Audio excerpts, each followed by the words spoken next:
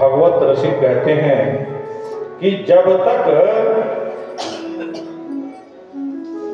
पंचम भूमिका में साधक जब देह का भान भूल जाता है तब वह दिव्य महाराज का अधिकारी बनता है। आज गोपियों की वही स्थिति हो गई। बंसी सुन सब भाग खड़ी हुई। अब जरा आइए हम लोग वृंदावन के गोपियों का हाल देखते हैं कि जब भगवान ने बंसी बजाई और सब गोपियां उनके बंसी से आकर्षित होकर खींची चली आई, क्या हाल था उनका। एक गोपी गैया दोहन कर रही थी और अभी आधी दूध दुही थी, तब तक बंसी की ध्वनि उसके कान में पड़ी और करे अरे कन्हैया हमें बुला रहा है। वो वहीं छोड़ के चली गई, बाल्टी उल्टी सब वहीं, बछड़ा वहीं छोड़ के चली गई। एक गोपी श्रृंगार कर रही थी, आंख में अंजन लगा रही थी, काजल लगा रही थी। एक आंख में काजल लगाई थी, एक आंख में काजल नहीं लगाई, भूल गई चल गई। एक गोपी वस्त्र पहन रही थी, साड़ी नहीं पहनी थी और सब पहन ली थी, साड़ी पहनना भूल गई, ऐसे चल गई। एक गोपी थी अपने पतिदेव के लिए भोजन बना रही थी, तो हाथ में पलटा ली थी, अब पूड़ी छन रहा था, पूड़ी छन रहा है, हाथ में पलटा है, हाथ में पलटा लेके चल गई, कढ़ाई उतारना भी भूल गई।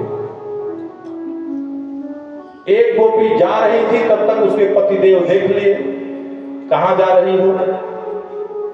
बोली कि कन्हैया बुलाए हैं, वहीं जा रहे हैं उनसे भेंट करने। इतनी रात में जा रही हो? वो जबरदस्ती पकड़ के उस गोपी को बंद कर दिए, घर में बंद करके बाहर से ताला लगा दिए। गोपी तो गोपी है, परम आराध्या है भगवान की। वह पद्मासन लगाई, ध्यान मग्न हुई और पद्मासन में ध्यान मग्न होकर योग अग्नि में उस शरीर को वहीं छोड़ दी और एक नया शरीर धारण करके सबसे पहले गोविंद के पास पहुंच गई। जब सुखदेव जी महाराज परीक्षित से कह रहे थे तो परीक्षित को बड़ा आश्चर्य हुआ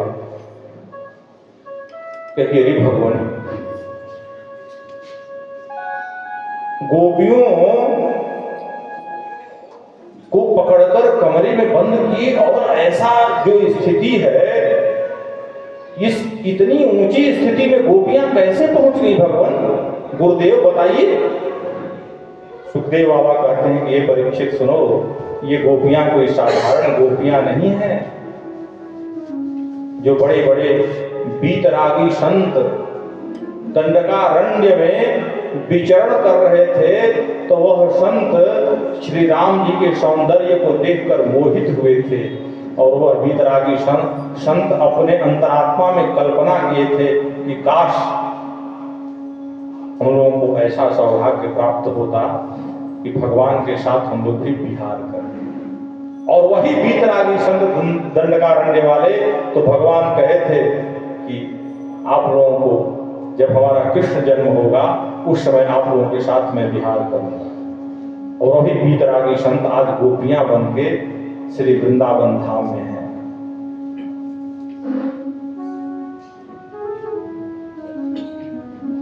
देहाग्नि, जिसको देह का अभिमान होता है, उस देहाग्नि में अपने त्रिगुणात्मक देह का त्याग करके तत्क्षण जिन जिन गोपियों के पास व्यवधान हुआ, वह एक नया दिव्य शरीर धारण करके भगवत चिंतन में, भगवान के चिंतन में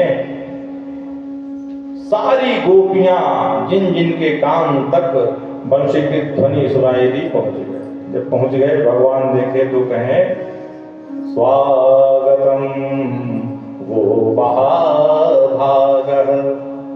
प्रियं किं करवाणि वः ब्रजस्यानामयं कश्चित् ब्रूतागमन कारणम्।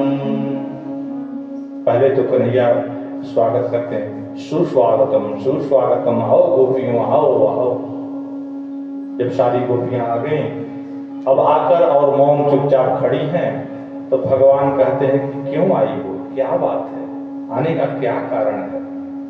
अब तो गोपियां चक्कर में पड़ गई कि लोग नाम धर धर के बुलाए और यहाँ आ गए तो पूछ रहे हैं क्या बात है। जो बुलाएगा वही न बताएगा कि क्या बात है, हम कैसे बता देंगे। अब मान लीजिए मदन मोहन चाचा किसी को आमंत्रित किए होंगे कि यहाँ आइए, तो क्या है, तो कथा है, भागवत कथा है। जब वो आएगा तो वो बताएगा चाचा को कि नहीं भागवत कथा है क्या। अब गोपियां बड़ी चक्कर में पड़ गई कि पहले तो बुलाया, पूछ रहे अच्छा नहीं बोलने का कारण लग रहा है कि तुम लोग इस शरद पूर्णिमा के रात्रि की चांदनी की छटा देखने आई हो। बहुत सुंदर छटा है चांदनी की छटा, और अगर देख ली हो तो तुम वापस घर चले जाओ। जानती हो रात का अंधेरा है, जंगल है, शेर हैं, भालू हैं, चीते हैं, बहुत हिंसक जीव रहते हैं। गोपियां धीरे से सर को हिलाती हैं। अच्छा मतलब चांदनी देखने नहीं आई हो, तो क्या अपने अपने पति से झगड़ा करके आई हो क्या। अब गोपियां कहती हैं कि कौन इनको समझाए। फिर गोपियां धीरे से सर हिलाती हैं, कहती नहीं नहीं नहीं, पति से कोई झगड़ा वगड़ा भी नहीं हुआ है।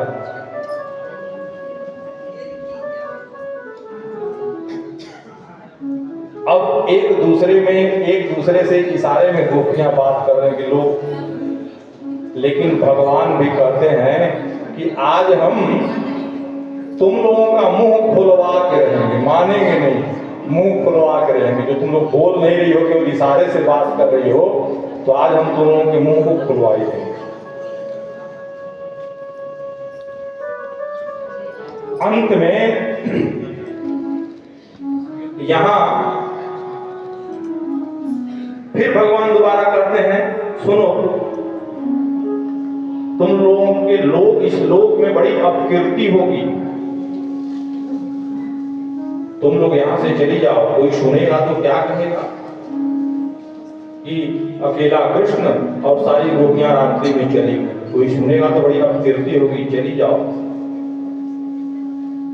अब सब गोपियां मिलकर प्रणय गीत गाती हैं। जो समूह में गीत गाया जाता है उसको प्रणय गीत कहा जाता है। गोपियां कहती हैं, अंत में गोपियों का मुंह खुल गया, कहती हैं मयिवं विभोरहति भवान् गदितुं विशंसम् संतज्य सर्वविषयांस्तव पादमूलम् भक्ता भजस्व दुरवग्रह शान्तिदास्मान्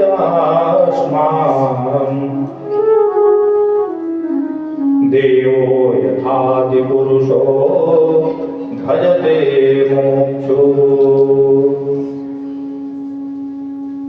हे प्रभु, हमारा इस तरह परित्याग मत करो। पहले तुम ये बताओ कि जो तुम कब से उपदेश की बातें कर रहे हो, यह उपदेश देने का अधिकार दिया कौन?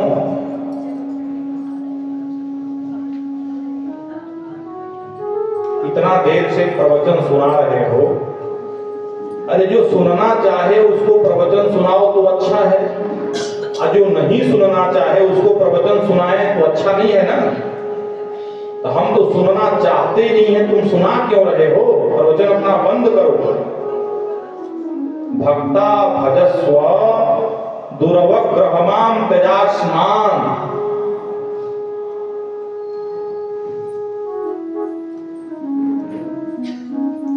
इसका अर्थ सुखदेव जी महाराज बड़े सुंदर करते हैं कि भक्ता भजस्व दुर्वाग्रह माम त्यजस्मान्। भक्त और भात में, भात चावल का भात बनता है ना, बहुत ही सामंजस्य है भक्त और भात में। कैसे सामंजस्य है समझिए। सुखदेव जी महाराज कहते हैं कि जब भात है थोड़ा सा भी कठोर रहता है तो फिर वो भात नहीं रहता है। अरे धान को फिर हम कूटेंगे, चावल बनाएंगे, फिर उसको आग पर पानी में चढ़ाएंगे, चढ़ाकर उसको खूब गर्म करेंगे, पकाएंगे। पक जाने के बाद जब भात पूरा पक जाता है तो मुलायम हो जाता है, थोड़ी सी भी उसके अंदर कठोरता नहीं रहती है, ऐसे हाथ से पकड़ेंगे तो मसल देंगे। वैसे ही भक्त होगा, भक्त का हृदय जब तक उस भात की तरह मुलायम न हो जाए। इसीलिए सुखदेव जी कहते हैं कि भक्त में और भात में बड़ा सामंजस्य है, और भगवान को भात भी बड़ा प्यारा है। देखिए रामचरितमानस में पहुंचिए, भोजन करत चपल चित इत उदय अवसर पाई, भाजी चले किरकत मुख दधियो दन लपटा। दधी ओदन, ओदन मतलब भात, दही भात भगवान खूब खाते थे। जैसे भात भगवान को प्रिय है, वैसे ही भक्त भी भगवान को प्रिय है।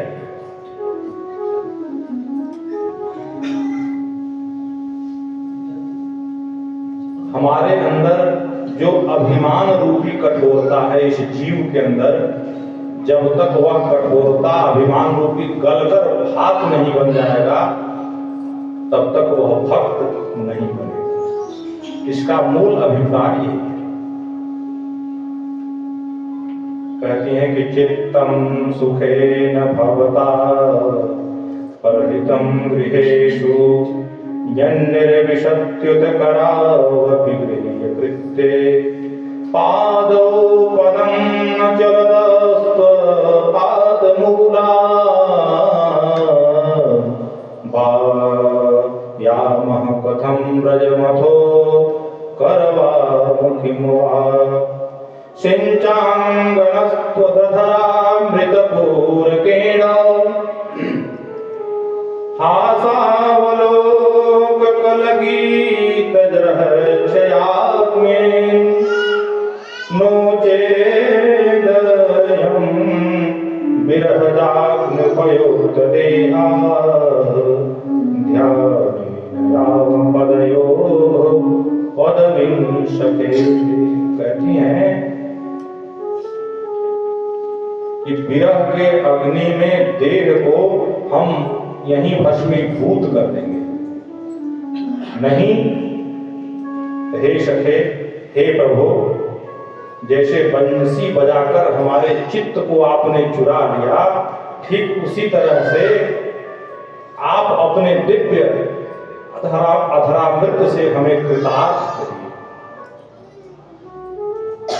अब देखिए, बड़ा अच्छा संतों ने अधरामृत होंठ को कहा जाता है, लेकिन संतों ने इसका बड़ा अच्छा विवेचना किया है। धरती की धरा, धरा अमृतम धरामृतम, धरामृतम न भवति इति अधरामृतम।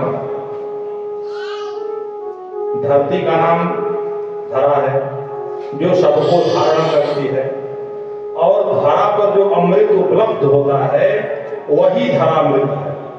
और जो अमृत इस धरा पर कहीं न प्राप्त हुए वही अधरामृत है। उसी को प्रेमामृत भी कहा जाता है, रसामृत भी कहा जाता है। बोलिए रास बिहारी भगवान की। रस की याचना गोविंद से करती हैं, जिसका श्रुतियों ने वर्णन किया है। रसई वही सह, श्रुतियों ने वर्णन किया है कि रसई वह सह, और यह कहकर करती हैं कि देखिए भाई, अगर आप हमारा मनोरथ पूर्ण नहीं करेंगे तो हम अपने शरीर का परित्याग कर देंगे।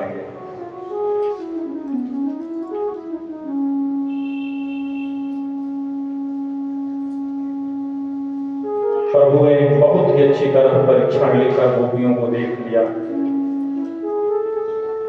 और भगवान के पास पहुंचकर, निकटतम पहुंचकर ब्रजबामाओं ने उस रस की दिव्य प्राप्ति होने जा रही है।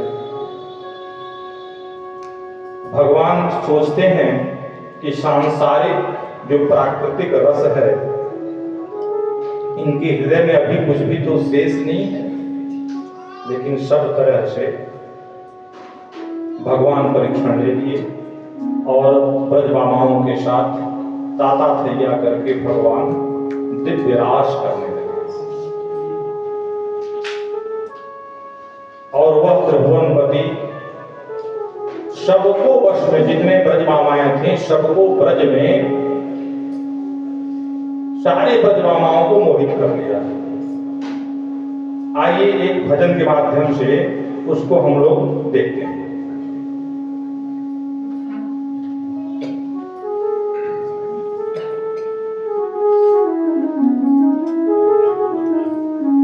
हरे राधे राधे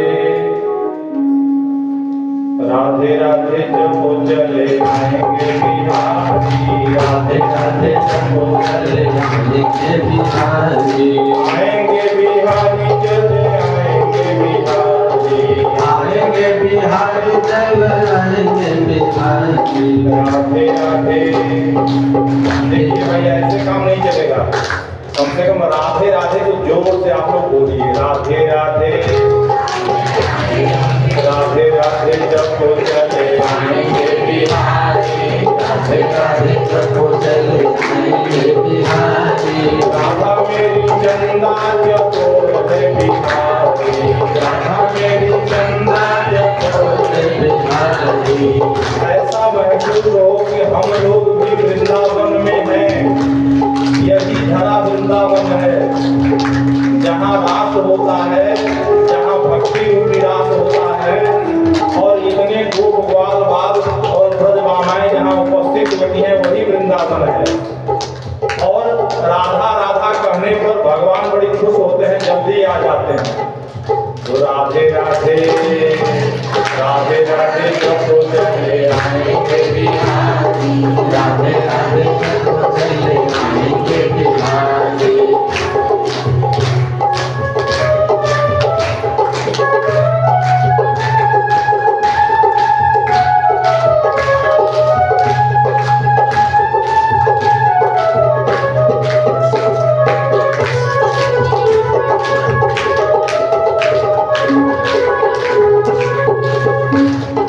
राधा मेरी गंगा तो धार है बिहारी, राधा मेरी गंगा तो धार है बिहारी, राधा मेरी गंगा तो धार है बिहारी, राधा मेरी गंगा तो धार है बिहारी, राधा रानी मिश्री तो स्वाद है बिहारी, राधा रानी मिश्री तो स्वाद है बिहारी। राधे राधे राधे राधे राधे राधे जपो चले आएंगे बिहारी, राधे राधे जपो चले आएंगे बिहारी। राधे राधे जपो चले आएंगे बिहारी, राधे राधे जपो चले आएंगे बिहारी।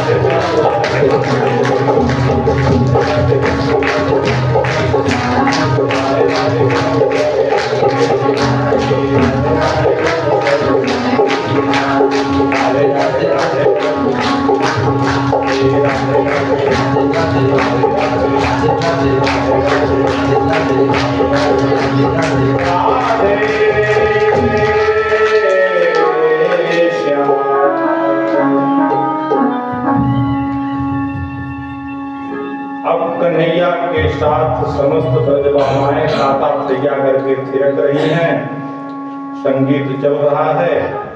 तब तक कामदेव जी आ गए। कामदेव जी आ गए तो कन्हैया ने कहा कि अच्छा, बड़ी सही समय पर आए हो, आओ तुम भी दो दो हाथ कर ही लो हमसे। और कामदेव जी को कन्हैया ने पकड़ के उल्टा टांग दिया। कामदेव जी की एक नहीं चली, एक नहीं चली। लेकिन अब उसके आगे क्या हुआ, ये दर्शन करते हैं उस महाराष्ट्र में। जब महाराष्ट्र होते होते राधा जी को मान हुआ और सारे गोपियों को अभिमान हुआ कि कन्हैया तो हमारे इशारे पे थिरक रहे हैं, नाच रहे हैं। तो मान में और अभिमान में थोड़ा सा अंतर होता है। तो मान हुआ राधा जी को, तो इस वजह से कन्हैया राधा जी को साथ में ले लिए और जिनके अंदर अभिमान आ गया उनको छोड़ दिए।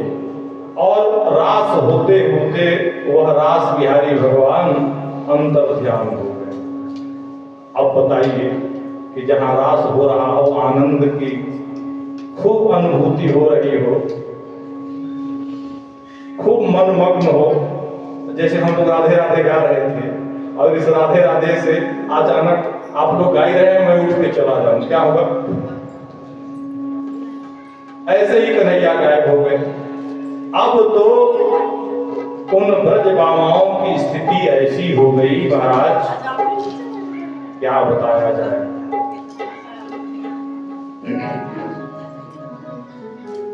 ब्रजबामाएं विह्वल हो गई। जैसे अगर मछली को जल से निकाल दिया जाए तो मछली की स्थिति क्या होगी? विकल होकर छटपटाने लगी। जैसे कोई मणिधर सर्प हो और उस सर्प से मणि को निकाल लिया जाए तो उस सर्प की स्थिति क्या होगी? ब्रजबामा एकदम छटपटाने लगी, बेचैन होकर छटपटा कर ब्रजबामाएं अपने प्यारे को ढूंढने के लिए निकलती हैं और उन लता पता वृक्षों से पूछती हैं कि कहीं तुम मेरे कन्हैया को तो देखा? कोई लता पता उत्तर नहीं दे रहा है, हवा के झोंके से हिल रहा है। तो ब्रजबामाएं कह रही कि ये बड़ा निष्ठुर है, सर हिला रही हैं कि मैंने नहीं देखा। ढूंढते ढूंढते तुलसी का वृक्ष दिखाई दिया। कहती हैं गोपियां, तेरे तुलसी तू तो उनकी प्रेयसी है, बिना तुलसी पत्र बड़े भगवान भोग नहीं लगाते हैं। क्या तूने कहीं कन्हैया को देखा है? तभी जोर का झोंका आया, हवा आया, हिल गया। तो कहीं कितनी निष्ठुर है, ये तो सौत है ना हम लोगों की, कितनी निष्ठुर है, सर हिला रहे हैं कि मैंने नहीं देखा। देखी भी होगी तो ये नहीं बता सकती। ब्रजबामाएं विलाप कर रही हैं, रो रही हैं, कन्हैया को ढूंढ रही हैं। कहती हैं कि हे प्रिय, हम बड़ी प्रेम करते हैं। अब आगे जब बढ़ती हैं तो क्या देखती हैं कि राधा रानी भी विलाप कर रही हैं। तो गोपियां कहीं कि मैंने तो सोचा कि तुम साथै में हो, लेकिन वह कन्हैया निष्ठुर तुम्हें भी छोड़ के चला गया। राधा रानी कहती हैं कि हाँ सखियों, हमें लेके तो भाग ही रहे थे, लेकिन तब तक मेरे पैर में दर्द हो गया तो मैंने कहा कि देख कन्हैया, अब हमसे चला नहीं जाएगा, तू इतना दौड़ा है, पता नहीं कहाँ भागा। तो कहे कि ठीक है, तुम्हारे पैर में दर्द हो गया तो आओ मेरे कंधे पर बैठ जाओ। और जैसे मैं कंधे पर बैठने के लिए उद्यत हुई तब तक वो अंदर ध्यान हो गया। अब बताओ कि मैं रोऊं नहीं तो क्या करूं? अब राधा रानी के साथ गोपियां जंगल जंगल घूम रही हैं। घूमते घूमते देखिए, जो प्रेमी विरही होता है ना, प्रेमी विरही, उसको बोध नहीं होता है कि मैं किससे बात कर रहा हूं। आज गोपियों की भी स्थिति वही हो गई। हम किससे क्या पूछ रहे हैं, पूछना चाहिए कि नहीं पूछना चाहिए, यह भान गोपियों को नहीं है। गोपियां आपस में ही कोई नंद बाबा बन गई, कोई यशोदा बन गई, कोई कन्हैया बन गई, कोई राधा बन गई, कोई गोप ग्वाल बाल बन गई। सब एक दूसरे में ही बात, क्या तूने कहीं कन्हैया को देखा? अब जब ढूंढते ढूंढते कन्हैया नहीं मिले, अब अन्वेषण खूब करती हैं, खोज खूब करती हैं, लेकिन तब तक याद आता है किशोरी जी की अवस्था को। कहती हैं कि आओ हम लोग मिलके कालिंदी के पावन तट पे चलते हैं, और उस कालिंदी के पावन तट पर गोपियां झुंड बना के बैठ जाती हैं, बीच में राधा रानी बैठ जाती हैं, और बीच में राधा रानी बैठकर और गोपियां बड़ा ही सुंदर गीत गाती हैं। श्रीमद् भागवत का यह सबसे सुंदर गीत है। इस गीत के एक एक अर्थ को जब आप पढ़ेंगे तो आपका शरीर दिव्य रोमांच में आ जाएगा, और आपकी जो स्थिति होगी ना, समाधिष्ट हो जाएगी। बड़ा ही सुंदर दिव्य गीत गोपियों ने गाया भगवान के लिए। कनक मंजरी छंद में यह गीत है। आइए 2 4 5 गीत, बड़ा सुंदर गीत है, इसको गाया जाए। जयति तेऽधिकं जन्मना व्रजः, जयति तेऽधिकं जन्मना व्रजः, सयत इंदिरा सस्वदद्रहि,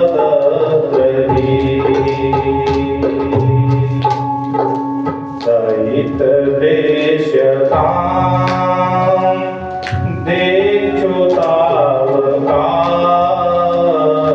त्वयि घृताशव त्वां विचिन्वते, शरदुदासये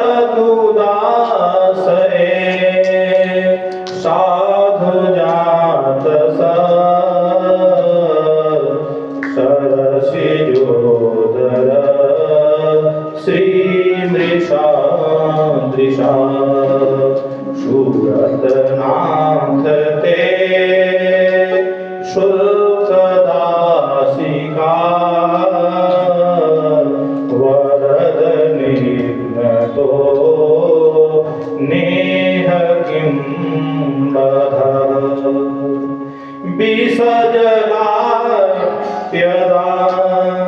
व्यालराक्षसा,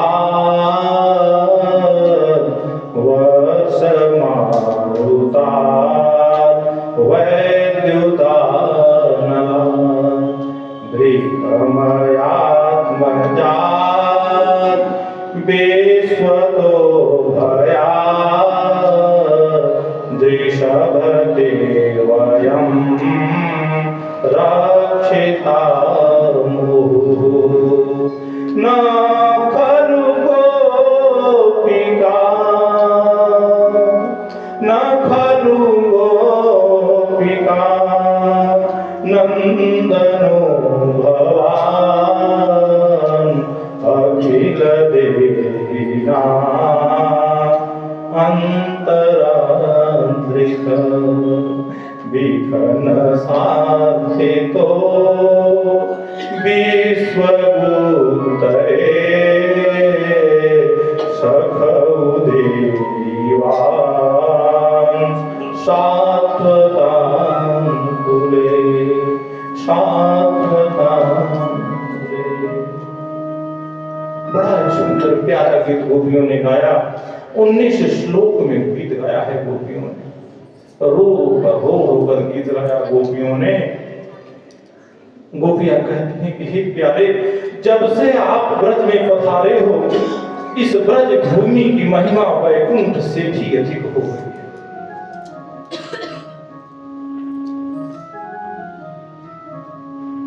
अब तो लोग बैकुंठ को छोड़कर भी इस ब्रज में आना चाहते हैं। जो एक बार इस ब्रज के छटा को देख लेता है वह बैकुंठ भी नहीं जाना चाहता है। वह सोचता है कि जब भी मैं जन्म लूं, चाहे वृक्ष के रूप में लूं, चाहे पशु के रूप में लूं, चाहे पक्षी के रूप में लूं, लेकिन इस ब्रज में ही जन्म लूं भगवान। कि हमके पगली बनावे ले हरे तोहार बांसुरी, हमके पगली बनावे ले तोहार बांसुरी। रात रात भर जगावे ले तोहार बांसुरी, रात रात भर जगावे ले तोहार बांसुरी।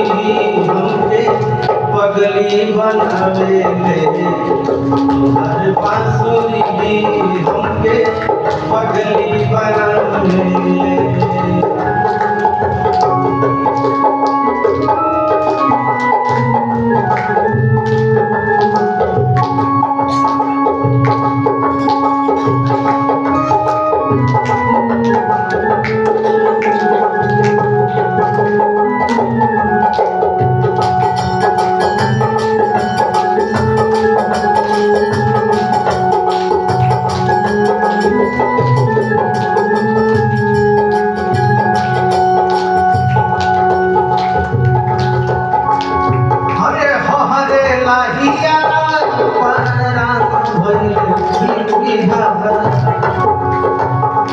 हरे लाहिया परान भइल पपिहा, परान भइले पपिहा, परान भइले पपिहा।